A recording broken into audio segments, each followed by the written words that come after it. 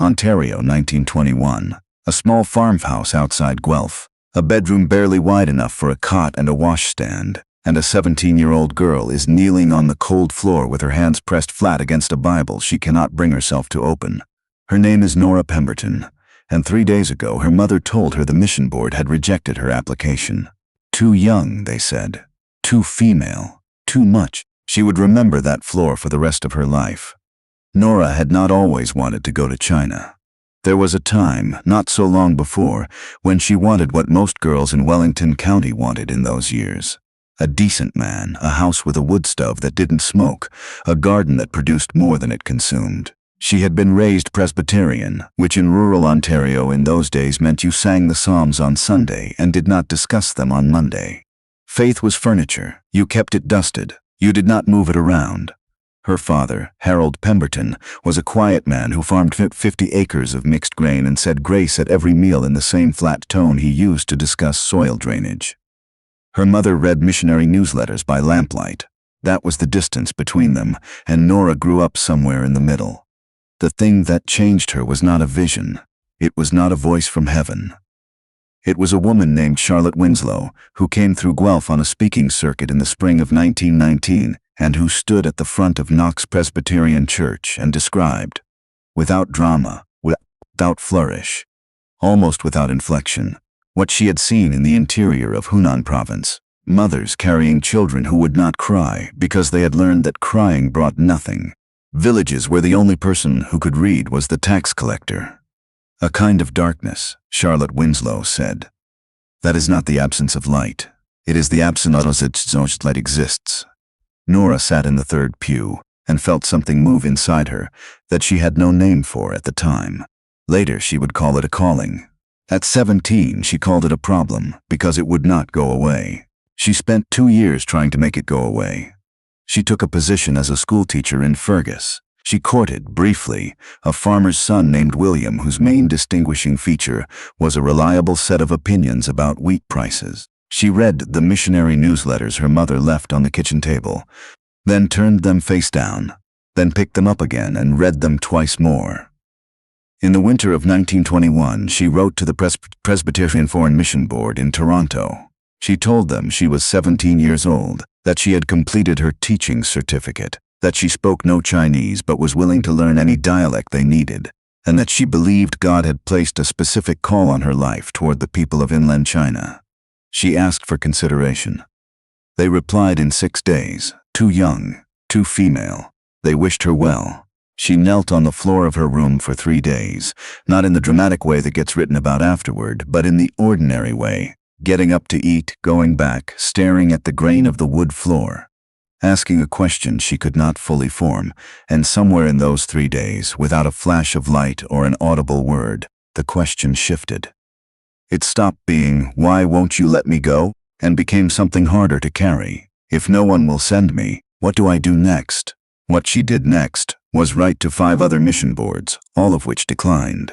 She wrote to a woman in Vancouver she had read about in a newsletter, a Methodist who had spent 11 years in Sichuan and had come home only because of tuberculosis. The woman wrote back. Her name was Dorothy Haig. Her letter was 2 pages long and contained no encouragement whatsoever. It described, in unsentimental detail, the dysentery, the flooding, the 3 separate occasions on which Dorothy had watched a colleague die of something preventable. At the end of the 2nd page she wrote, "If you still want to come after reading this, write me again. Some people need permission to give up. Some people need to know exactly what they're agreeing to. I suspect you are the second kind." Nora wrote back the next morning. What followed was 18 months of preparation so unglamorous it defies the kind of telling that gets put on church walls. Dorothy connected her with a small independent mission society operating out of Hamilton, not Presbyterian, not Methodist, not anything with a proper denominational address. Run by a retired doctor named Forsyth who had spent 30 years in Fujian and had opinions about institutional mission boards that are not repeatable in polite company. He agreed to accept Nora as an associate. He gave her a list. Mandarin lessons from a professor at McMaster who had been raised in Shanghai. First aid certification. 6 months of working at a mission house in Hamilton's North End, learning what it actually meant to care for people who had decided not to trust you. And at the bottom of the list, in handwriting so small she almost missed it, learn to be comfortable being wrong. You will be wrong constantly. The ones who can't tolerate it don't last. She was 19 when she sailed from Vancouver. Her father shook her hand at the train station in Guelph. Her mother pressed a psalm book into her coat pocket and did not say anything, which was its own kind of saying. The train ride to Vancouver took 4 days. The crossing to Hong Kong took 3 weeks. She spent most of it on deck because the cabin made her feel buried. She arrived in Guangzhou in the spring of 1923 with a canvas trunk, a working vocabulary of perhaps 400 Mandarin words, and a letter of introduction from Dr. Forsyth to a Chinese pastor in the city, whose name she mispronounced for the first 6 months. His name was Chen Mingji, and he was a small, precise man who had studied theology in Edinburgh, returned to China in 1910, and spent the years since doing work that no one in Edinburgh had trained him for. He corrected her pronunciation on their first meeting. He corrected it again on the second. On the third, he told her she was improving, which Nora later understood was the highest register of praise he possessed. Chen Mingji's church was not a church in the sense she had grown up with. It met in a warehouse. The congregation included dock workers, a school teacher, 3 women whose previous occupation Nora did not ask about and was not told. There were no hymnals because hymnals were expensive, so they sang from memory and from slips of paper passed hand to hand. Nora sat in the back for the first month and understood approximately nothing. The second month she understood a little more. By the 4th month she was teaching a literacy class on Tuesday and Thursday evenings for women who had never learned to read in any language, and she was making enough errors in Mandarin that the class found her genuinely funny, which she had not planned but which turned out to be the most useful thing she did in her first year. She wrote home twice a month. Her letters to her mother were full of incident. Her letters to Dr. Forsyth were full of questions. He answered everyone, usually in one sentence, usually in the form of another question. She found this maddening and eventually necessary. In the summer of 1924, the situation in Guangzhou changed. It changed in ways that are easier to describe in retrospect than they were to navigate in the moment. Political upheaval of a kind that is never clean or sequential in the living of it, that arrives not as a single event but as a series of mornings that feel slightly more dangerous than the morning before. Until one morning you realize the calculation has shifted entirely. Chen Mingji told her the warehouse was no longer safe to meet in. He said it quietly, in the same tone he used for everything, which was the first time Nora understood that equanimity and urgency are not opposites. They are the same thing, in some people. Under enough pressure, she did not leave. This is the part of the story that requires a word about what Nora Pemberton was not. She was not fearless. She wrote in her journal in that period, a journal that survived by a route too long to trace here, ending eventually in the Presbyterian archives at Knox College in Toronto, that she was frightened consistently, that she slept badly, that she had developed a habit of waking at 3 in the morning and lying in the dark with her heart going too fast. She wrote that she prayed in those hours, not elegantly, not with the composed cadences of the Psalms her mother loved, but in the clipped urgent shorthand of someone who has stopped performing piety and is simply talking to whoever is there. She wrote, "I do not know if I am staying because I am brave or because I am stubborn, or because I am afraid that if I leave, I will never be able to come back to myself. I am asking you to tell me which one it is. I have been asking for 3 weeks and I have not gotten an answer. I am staying anyway." What happened in Guangzhou that year is not the center of this story, so we will not linger in it. What matters is that the literacy class kept meeting. It met in 3 different locations over 4 months. Once in someone's home, once in the back room of a printing shop whose owner had reasons of his own to be discreet, once, memorably, in an open courtyard at 5 in the morning, because it was the only time and place available. The women came anyway. This is the thing that Nora recorded and returned to for the rest of her life. Not her own persistence, but theirs. Women who had more to lose than she did, who came before dawn to a courtyard to practice reading characters by the first gray light, because someone had told them the words were worth knowing. By 1926, she had moved further inland. By 1928, she was in a village in Hunan province. The same province Charlotte Winslow had described from the front of Knox Presbyterian Church 7 years before, which Nora did not register as significant at the time, but found she could not stop thinking about later. The village had no name that appeared on any colonial map. She arrived with a wooden medical kit, a crate of primers, and an introduction from a local church leader who vouched for her in terms she later learned were somewhat exaggerated. She stayed for 9 years. Those 9 years do not compress easily. There was a school, which started in 1 room and became 3. There was a medical practice that operated at the extreme edges of Nora's actual competence, relying heavily on Dr. Forsyth's letters and on the knowledge of a local midwife named Wei Hua, who had forgotten more about practical medicine than Nora had yet learned, and who was, from the beginning, the more important person in the room. There was a small congregation that grew not because of anything Nora preached, but because of what several members of it did afterward, in ways Nora was not always told about and did not take credit for when she was. There was also, in 1932, a visit from a man she had not expected. His name was James Orr, and he was a journalist from the Toronto Star, traveling through interior China on assignment. Someone had told him there was a Canadian woman running a school in the Hunan Hills, and he had gone 40 miles out of his way to find her. He arrived on a Wednesday, asked if he could stay 3 days, stayed 11, and wrote a piece that ran in the Star's Saturday supplement under a headline Nora found embarrassing and accurate in roughly equal measure. The article described the school, the medical work, the congregation, and it described Nora herself in terms she spent years trying to live down. He called her a missionary of the old kind, meaning he meant it as a compliment. He quoted her saying things she had said, but would have phrased differently if she had known they were going to be printed. The piece reached Canada in March of 1933. Nora did not know about it until May, when a bundle of mail arrived that included 8 letters from strangers, 3 of which contained money, 1 of which was from her mother, and 1 of which was from a woman at a church in Winnipeg, who had read the article and wanted to know if Nora would be willing to speak at their mission conference when she came home on furlough. Nora wrote back that she had no furlough planned. She did not go home until 1936, and only then because Wei Hua told her plainly that she was tired, and that tired people make mistakes in science and mistakes in medicine are not recoverable. Nora returned to Guelph in August. Her father was thinner, her mother's hair was entirely white. They sat in the kitchen and ate a supper of roast chicken and talked about the weather in a way that was not avoidance but a kind of courtesy, a mutual agreement that some things require the body to be still for a while before the words find their proper order. She spent 3 months in Canada. She spoke at 11 churches, 4 of them in Ontario, 2 in Manitoba, 1 each in Saskatchewan and British Columbia, and 3 in Quebec at the invitation of a French Protestant congregation whose hospitality was so extravagant it bordered on alarming.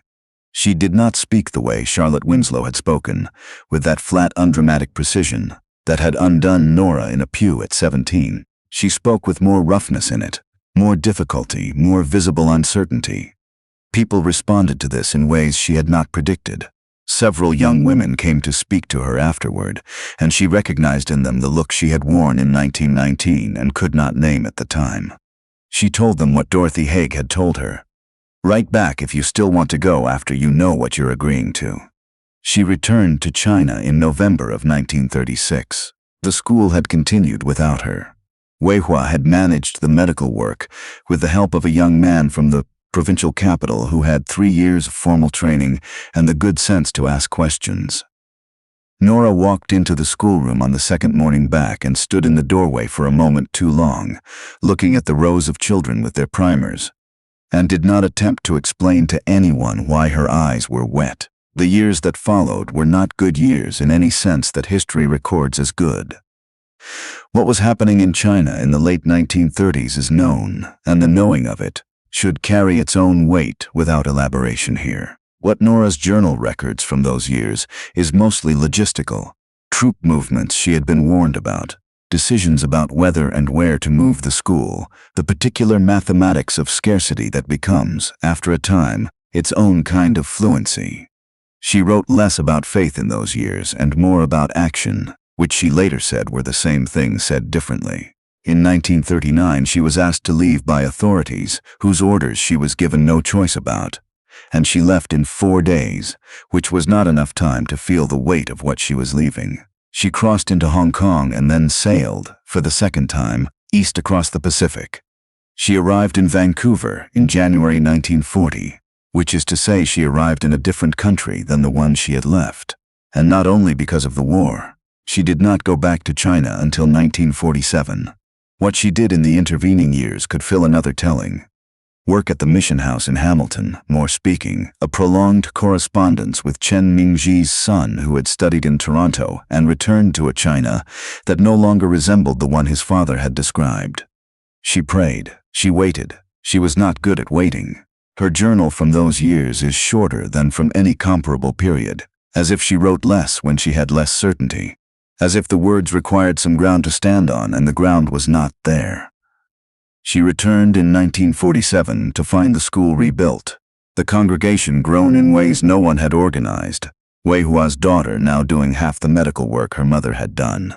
She returned to find that things had continued without her in the same quiet, determined way they had always continued, which was the humbling thing she could never quite prepare herself for, that she was not, in the final accounting, the essential piece, that the work was larger than the worker, that the seed had been planted in ground she hadn't fully seen. She stayed until 1952. She was forced out, the second time, by circumstances less ambiguous than the first. She left on a February morning, and the morning was ordinary and cold. And several people from the congregation came to walk with her to the edge of the village, and Wei Hua's daughter held her hand for a few minutes, and did not say anything, because there was nothing to say. That was the right size for what was happening. Nora walked until she could not see the village anymore. Then she kept walking. She came home to Guelph for the last time in March of 1952. Her father had died in 1948. Her mother was in her 80s, and sharp, and sat in the same chair she had sat in to read the Missionary newsletters by lamplight. And when Nora came through the kitchen door, her mother looked at her with the expression of someone who has been expecting a person for a long time, and has stopped being surprised that the person looks different from the last time, and the time before that. She said, "You look thin." Then she said, "Sit down." Then she put the kettle on, which is to say she said everything that mattered. Nora Pemberton lived another 32 years. She settled in Toronto, taught at a mission training school for 17 of those years, and spent the last years of her life corresponding, by letter, and eventually by telephone, with a growing number of people in China and Canada, and beyond who had been connected, through circuits she could not always trace, to the school and the congregation in that Hunan village. She still sometimes called by its name in Mandarin, in the middle of a sentence in English, as if the language had not fully sorted itself into separate rooms.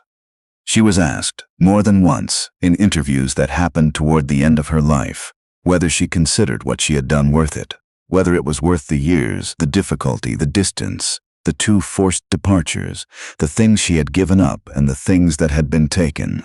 She said, and this is recorded in a 1979 interview for a small Christian magazine in Toronto, the transcript of which is in the Knox College archives, that she considered the question itself to be somewhat malformed. Worth it against what? Against a life she had not lived and could not evaluate. Against a different version of herself who had married William and farmed in Wellington County. She said she had no way to compare. She said that what she knew was that she had gone where she believed she was called to go, and that the going had changed her beyond any metric she could apply, and that the women who had come to a courtyard at 5 in the morning to practice reading by gray light had not done it for her evaluation and were not waiting on it. She was quiet for a moment in that interview. Then she said, "The road teaches you. You don't teach the road." She died in 1984 in Toronto in a hospital room with a window that faced east. Her obituary ran in the Toronto Star, the same paper that had printed James Orr's piece from Hunan in 1933, and noted, among other things, that she had requested no funeral service. Instead, she asked that whoever came to remember her read together the 139th Psalm, which begins, "Where can I go from your spirit? Where can I flee from your presence? And then the obituary noted, a door should be left open. That was all she asked. That was all she needed. The rest she had already given to the road.